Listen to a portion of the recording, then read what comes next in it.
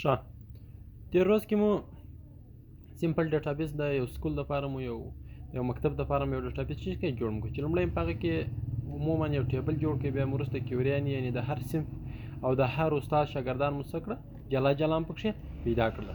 هغه څه وروسته مثلا بیا مو فورمونه جوړ کړه، همدارنګه ریپورټونه مو هم جوړ کړه. اوس وګورئ که دلته وګورو دلته مثلا په زیاته اندازه ریپورټونه هم دي، همدارنګه فورمونه هم دي او همدارنګه کیوریانې هم دي. دا په زیاته اندازه دي. زه ورته وایم چې دا ټول راته مثلا په یوه فورم کې یا که په بل اصطلاح ووایم غواړم چې یو سویچ بورډ جوړ کړم تر څو ټول په بټن باندې راته چې سي راته راخلاص، یعنې صرف زه باید بټن پریس کړم هغه ټول ماته چې سي راته راخلاص، چې هر یو زما په کار وي هغه راته چې سي راته راخلاص د خپلې وسایې په خاطر باندې.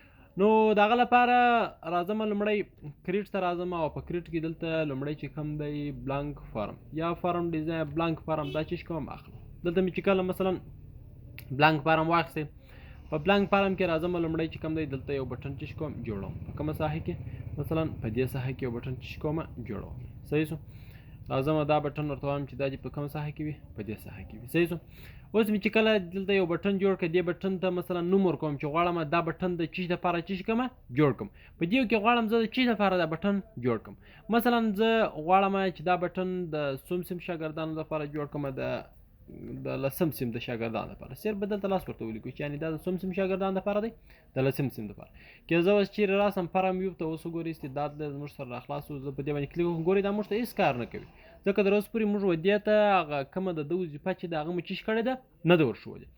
نو د ده وظیفه به موږ وده ته څنګه ورښیي؟ د ده وظیفه مثلا لومړی چې کوم دی راځو دلته کریټ ته او په کریټ کې لومړی ماکروز ته راځو. ګورئ ماکروز. اوس غواړم چې زه دا بټن چې کوم جوړ کړم او دې بټن ته وظیفه ور وښیم. دا بټن ما د چی لپاره جوړ کړی د لسم سیم د شاګردانو لپاره، خو ما کار نه کوي.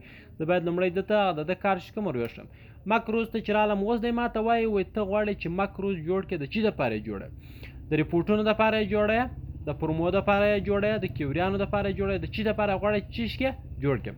مثلا زه راځم زه وده ته وایم چې زه مثلا په دې کې غواړم چې د چی لپاره جوړ کړم، د فورم لپاره چې کوم دا جوړ کړم. نو زه دلته چې ورته وایم اوپن فورم. وګورئ اوپن فورم دلته پریسوم، دلته د فورم نیم هغه کوم فورم چې دی دغه نوم وایي دلته چې کا ورک. مثلا زه ورته وایم چې د کلاس 10 چې کوم د لسم سیم شاګردان دغه نوم چې ورکوم. دغه وروسته کنټرول دبلیو دا چې کوم ثبتوم یا د چی په نامه باندې دا ماکرو ثبتوم د کلاس 10 په نامه باندې. اوکې اوس وګورئ دلته زموږ سره یو ماکروز راغلی، ګورئ د کلاس 10 په نامه باندې. داسې به تاسو د هر یو لپاره ماکروز جوړوئ کوم چې بیا بټن کې ور وښیي بیا هغه کار چې کوي. که دا ماکروز جوړ نه شي بټن بیا کار نه کوي. نو زه راځم د دې ډیزاین ویو ته راځم. اوس وګورئ دلته دا بټن راسره شته دی.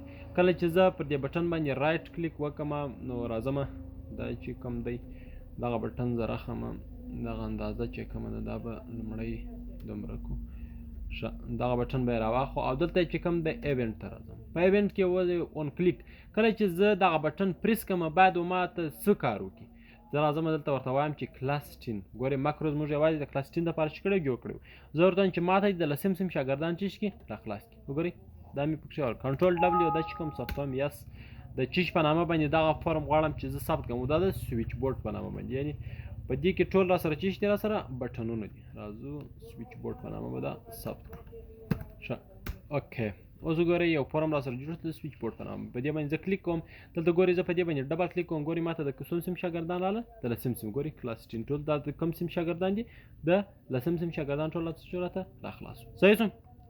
ښه بیا هم راځم اوس غواړم چې په دې کې نور بټن یو خو مو هلته ماکروز جوړ کړئ بل دلې هم کولی شو چې کوم ماکروز جوړ کړو. راځم ډیزاین ته بیا هم بټن اخلم یو بل دانه بټن په دې ساحه کې چې کوم جوړوم. په کومه ساحه کې په دې ساحه کې دلته ورته وایم دا ځلې ورته وایم چې دغه کوم چې دی دغه مثلا دا ورته وایم چې په دغه بټن باندې چې کله زه دا بټن پریس کړم ما ته دې د اتم سیم شاګردانو ریپورټ چې سي راخلاص. ګورئ دلته د اتم سیم شاګردان. نو دغه دپاره راځم مثلا زه دلته لومړی چې کوم دی نوم ورکوم د څوم سیم شاګردان مطلب د اتم سیم صرف اته دلته چې کوم لیکم. هغه وروسته چې کوم دی دا سلیکټ کوم دلته او دلته راځم ایونټ ته. په ایونټ کې دلته راځم دلته وګورئ چې مثلا دلته موږ د ماکروز د اتم سیم د شاګردان د ریپورټ لپاره هلته نه دی جوړ کړی. غواړو چې همدلته یې جوړ کړو. نو بیا څه کوو په دې درې ټکي چې دي په دې باندې کلیک کوو. دلته راځو ماکروز بلډر ته. ماکروز بلډر دغه څه وروسته ورته اوکې وایي. ګوره بیا هم هماغه صفحه راته راخلاص. اوس دا ځلې موږ څه شي جوړوو دا ځلې مو خبره په ریپورټ کې کوله. نو دا ځلې ورته وایم چې اوپن ریپورټ ریپورټونه راته چې راته راخلاص. دلته تا ته ریپورټ وایي چې غواړې د کوم یو لپاره مثلا ماکروز ته چیشکې جوړ کړي. موږ اتم سیم ورته ښوولی وو. زه ورته وایم چې د اتم سیم دپاره کنټرول ډبلیو دا ماکروز ثبتوم. یس دا ماکروز ګورئ دلته را سره چی را سره ثبت شو د کلاس 8 په نامه باندې. اوس زه راځم پرم ویو ته یا دا ګورم چې دا هم کار کوي که نه کوي. کله چې زه په دې باندې کلیک کوم ګورئ ماته د څوم سیم شاګردان خلاصوي د اتم سیم. وایي چې په اتم سیم کې څو کسه دي؟ همدغه 2 کسه دي. تاسو کولی شئ چې دا ټول د چیشکې بټنونه جوړ کړئ په یوه سویچ بورډ کې. نور دا ټول شیان دلته چیشکې ایستي هایډ کړئ. نور شیانو ته بیا مثلا ضرورت نشته بیا تاسو په قرار باندې ټول چیشکې هایډ کړئ. مثلا زه راځم دا کوم کلاس 10 چې دی دا هم هایډ کوم. دلته راځم دلته هم هایډ کېږي او دلته پراپرټیز ته راځم دلته هایډ ورته وایم دلته اوکې ګورئ دا را سره هایډ. مثلا دا هم چیش کوم را سره پراپرټیز ته راځم او دا هم چیش کوم هایډ کوم. صحیح اوس وګورئ یوازې چیش را سره پاتې سویچ بورډ را سره پاتې. کله چې زه سویچ بورډ پریس کوم ماته وایي چې ته د کوم سیم شاګردان د کوم استاد شاګردان د کوم وخت شاګردان د ټول لپاره ما دلته به چیش کړي وي بټنونه جوړ کړي وي. اوس نه راځو زه غواړم چې مثلا ورته وایم چې دا سویچ بورډ چې کوم دی دا داسې یو څه بې شور ښکاري. غواړم چې څه وکړم د دې یو ډول چی شي ولري بیکګراوند ډیم ولري. کولی شئ بیکګراوند هم ورکړئ لوګو بیکګراوند هر څه کولی شئ. ډیزاین ویو ته راځم او دلته راځم او هلته راځم. اوس وګورئ چې دې بیکګراوند چې دی سپین دی. په دې کې زه ورته وایم چې دلته زه ورته وایم چې بیکګراوند یو سپیالن چې دی نون دی. زه ورته وایم چې غواړم چې څه وکړم یو عکس ورباندې کښېږدم. نو راځم او دلته ښه راځو پیکچر ته راځو باید موږ د چی شي د فرم ډیټا پراپرټیز را خلاص کړو. د فرم پراپرټیز وګورئ اوس را سره د چی شي پراپرټیز ولا د فرم. کله چې دلته رایټ کلیک وکړئ او دلته د فرم پراپرټیز وایي تا ته فرم پراپرټیز یا راسي په دغه ساحه کې دلته کلیک وکړئ هم د چی شي پراپرټیز را تر خلاصیږي د فرم پراپرټیز. اوس که په دې ساحه کې تا ته ګورئ د دې بټنونو چی شي پراپرټیانې را خلاص شوي دي. زه غواړم چې د فرم پراپرټیز کوم را خلاص کړم. د فرم پراپرټیز راځم او دلته راځم پیکچر چیش کوم پیدا کوم. پیکچر دلته نون دی. غواړم چې یو عکس ورباندې چیش کوم ورباندې کښېږدم. مثلا زه راځم او دلته یو عکس انتخابوم.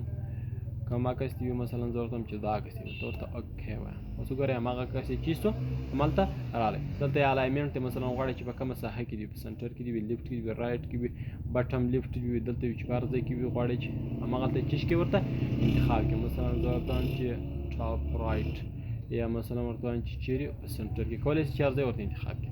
اوس زه راځم فارم ویو ته دلته وګورئ یو ډول چی شي به لري بیکګراوند ولري. زه کلیک ورباندې وکړم د هر سیم شاګردان مې چې په کار وي هغه راته چی کړي راته راخلاصېږي.